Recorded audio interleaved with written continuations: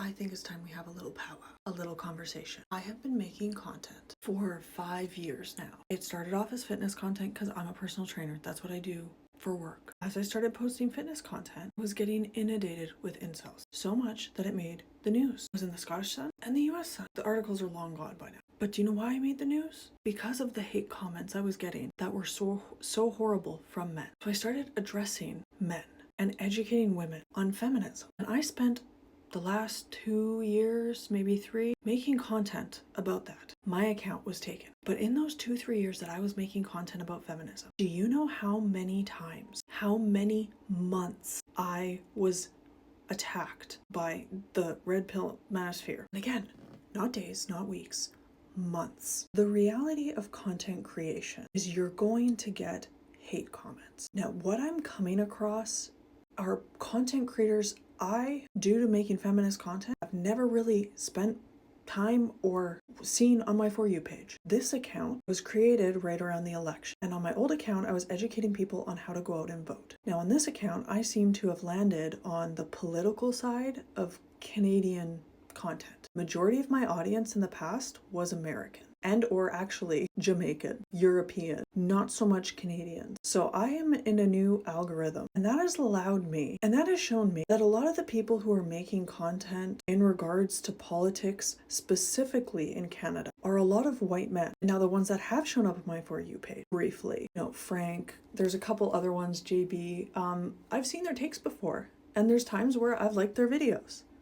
This guy, people are saying he's really good at breaking down Bill, and that's amazing. And I think that if these men, who at the end of the day are white men, want to come into a space where they are addressing and talking to and covering for marginalized groups, women, BIPOC, disabled, LGBTQIA, all these groups, they need to be equipped to do so. And if they fail to do so in a good way and someone calls them out on it, they have to be able to put their ego aside. And what I'm witnessing over and over again is that they're not. Because personally, I would like to go back to making content about Indigenous rights and history because I'm in the middle of taking a course for it, specifically to make content about it, to teach people about it. But my brain, my ADHD brain, keeps being interrupted and distracted by a group of men who can't acknowledge when they're wrong. And I come into the picture far after I've seen multiple videos of multiple other women addressing them. And now, to be frank,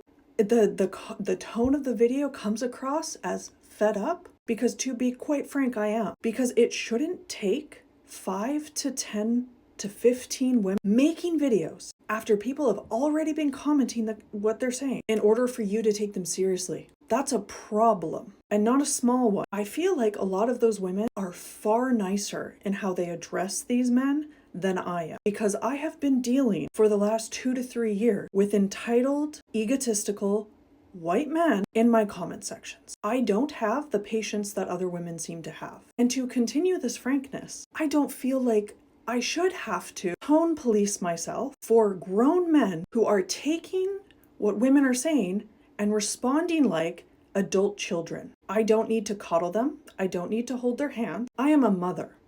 I parent my own child. I am not going to parent grown men. And if you consider that to be snotty, which is an interesting choice of words to describe a woman educating men while following me, which also, it happens. I don't know what content you followed me for. Because as they've all said, they're autistic, they're ADHD, samesies, and I'm pretty blunt in my communication style when it comes to people who have the same access to information as I do and are quite intelligent, because they're all very smart men, which tells me that they've spent no time looking into any of these things and get defensive and argumentative and have been weaponizing the fact that they have somewhat large followings, but so did I. So that doesn't matter to me because I'm not a small content creator. My account might be small, but I have done this tango more than a few times. That is a grown man who could have said, you know what?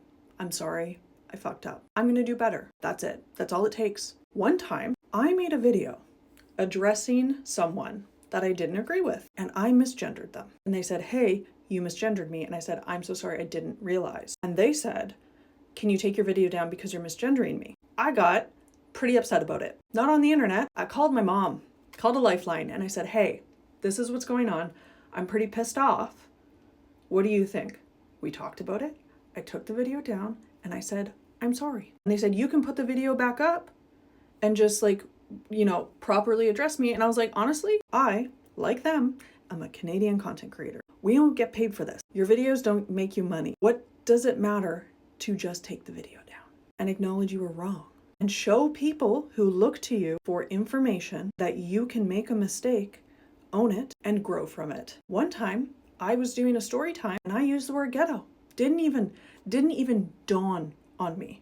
And that was embarrassing on my behalf because I have a lot of women of color, specifically Black women, who followed me for my feminist content, and I used the word ghetto and I felt like an idiot. And every single Black woman who commented on that video, I apologized to. It's really not that hard. So that's why I'm being snotty, as you call it, because it's not that hard of a thing to do. Sometimes when people say something to you that you've done wrong and you get pissed off about it, sometimes I've learned it's a check engine light. Why am I getting angry and defensive? Are they insulting me? Are they saying something completely out of pocket, condescending, rude, etc., etc.? Or are they hitting a sore spot? And that's a me problem that I need to fix. And like I said, therapy does wonders. Anger is not a bad thing. Anger is your body communicating with you. The skill of an adult is learning what that anger is and where it's coming from and how to address it. Because here's the thing,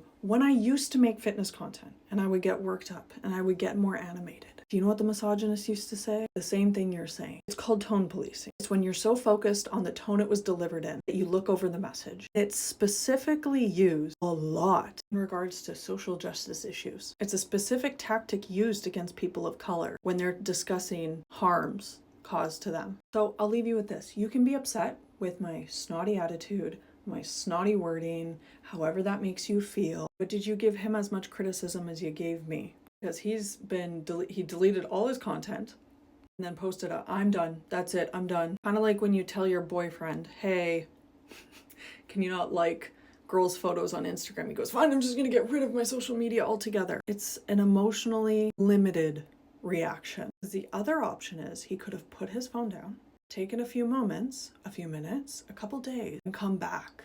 But what I've noticed with the trend I'm seeing, because again, ADHD pattern recognition, a lot of these men are white men. They're not used to the level of accountability that comes with social media. Because unfortunately, in day-to-day life, when a white man says something that's problematic, and they usually get backed up, or they do this, where they get emotional, shut down, and you can't get through to them, and you're made to look like you're the bad guy for calling out the bad behavior. He doesn't have to make content. I don't have to make content. The reality is, it comes with the territory. It especially comes with the territory when it comes to politics. Politics is divisive. It has to do with people's financial stability, their ability to get jobs, their ability to own home, racial issues, social issues. If you're going to make political content, you have to learn to handle the fact that people are going to be upset with you. I have never received so many unaliving threats until I started talking about Indigenous history. Just facts.